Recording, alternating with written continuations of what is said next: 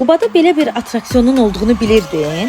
Düşündüm ki, bunu səninlə mütləq paylaşmalıyam. Bura Qubada yerləşən Macara Lake Parkdır. Gedirik kanata. Deməli, cığırlarla təxminən 2-3 dəqiqə yol qalxıb çıxırsan belə bir açıq sahəyə. Oradan da kanata çatmaq üçün təxmini 4-5 dəqiqə piyada yol gedirsən. Kassaya 12 manat ödəyib keçirsən əsas məsələyə. Onu da qeyd edim ki, kanata minmək üçün çəkin 50-90 kiloqram arası olmalıdır. Həyəcan var idimi deyə soruşsan, lap azca var idi.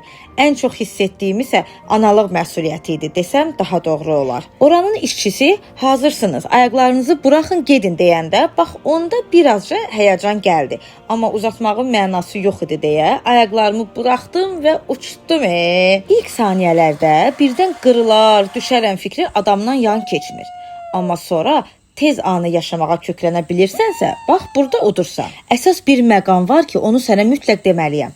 Əvvəldən bizə dedilər ki, telefonu möhkəm tutun ki, stop hissəsində əlinizdən çıxmasın. Mən də fikirləşdim ki, görəsən nə ola bilər axır. Qarşı tərəfə yaxınlaşanda birdən gözüm divara bərkidilmiş özüm boyda böyük qırmızı bir döşəkçəyə sataşdı. Özüm özümə dedim, mən indi gedib bunun düz ortasına dəyəcəm yəni. Elə bunu fikirləşirdim ki, qəfil güclü bir zərbə ilə dayandım.